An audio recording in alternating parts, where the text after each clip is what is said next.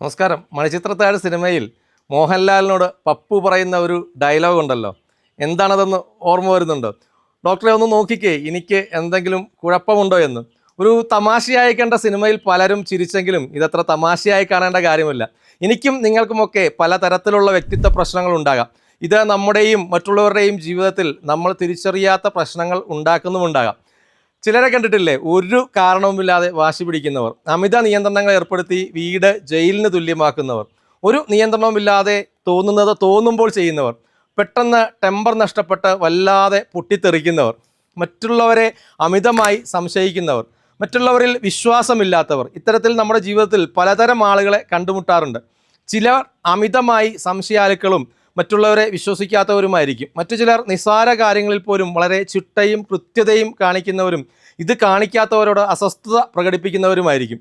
ചിലർ അവനവന് വളരെയധികം പ്രാധാന്യം നൽകുകയും മറ്റുള്ളവർക്കായി വളരെ കുറച്ച് സമയം മാത്രം നൽകുന്നവരായിരിക്കും. ഇത്തരം ആളുകളെ ശ്രദ്ധിച്ചാൽ ഇവർക്കെല്ലാം ആ സിനിമയിൽ പപ്പു പറയുന്നത് പോലെ ഒരുതരം വ്യക്തിത്വ വൈകല്യം ബാധിച്ചതായി മനസ്സിലാക്കാൻ സാധിക്കും. ഒരു സാഹചര്യത്തോട് ഇവർ പ്രതികരിക്കുന്ന സ്വഭാവ രീതികൾ നോക്കിയാൽ ഇവരുടെ വ്യക്തിത്വത്തിലെ പ്രശ്നങ്ങൾ ഒരു സൈക്കോളജിസ്റ്റിന് മനസ്സിലാക്കാൻ സാധിക്കും. പാരമ്പര്യവും നമ്മൾ വളരുന്ന സാഹചര്യവും എല്ലാം പേഴ്സണാലിറ്റി ഡിസോർഡർ എന്ന് മനഃശാസ്ത്രം പറയുന്ന ഈ വ്യക്തിത്വ വൈകല്യങ്ങൾക്ക് കാരണമായേക്കാം. മാറുന്ന സാഹചര്യങ്ങൾക്കനുസരിച്ച് തൻ്റെ പെരുമാറ്റത്തിൽ മാറ്റം വരുത്താൻ സാധിക്കാത്ത വ്യക്തികൾ ആ സാഹചര്യങ്ങളോട് തെറ്റായ രീതിയിൽ പൊരുത്തപ്പെടുന്നതാണ് പേഴ്സണാലിറ്റി ഡിസോർഡറുകൾക്ക് കാരണം.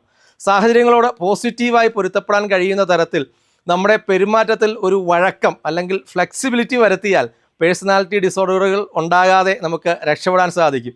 വ്യക്തിത്വ വൈകല്യങ്ങൾ ജോലിസ്ഥലത്തും വ്യക്തിബന്ധങ്ങളിലും പ്രശ്നങ്ങൾ സൃഷ്ടിക്കും. മറ്റുള്ളവരുമായി ഒത്തുചേർന്ന് ഒന്നും ചെയ്യാനാകാത്ത സ്ഥിതിയുണ്ടാക്കും. മറ്റുള്ളവരെ മനസ്സിലാക്കാനാവാതെ വ്യക്തിബന്ധങ്ങൾ മുന്നോട്ട് കൊണ്ടുപോകാനാവാത്ത അവസ്ഥയുണ്ടാക്കും. അല്ലെങ്കിൽ വ്യക്തിപരമായ ദുരിതങ്ങളിലേക്ക് ഒരു വ്യക്തിയെയും അവരുമായി ബന്ധപ്പെടുന്നവരെയും നയിക്കും.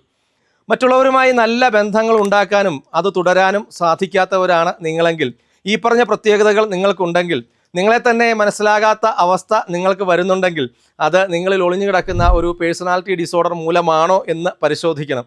ഇതിനായി ഒരു സൈക്കോളജിസ്റ്റിൻ്റെ സഹായം തേടാം. വ്യക്തിത്വ വൈകല്യങ്ങളും അവയുടെ സവിശേഷതകളെയും മനസ്സിലാക്കിയാൽ നമുക്ക് അവയുണ്ടോ എന്ന് തിരിച്ചറിയാൻ സാധിക്കും. അപ്പോൾ സ്റ്റേ ട്യൂൺ.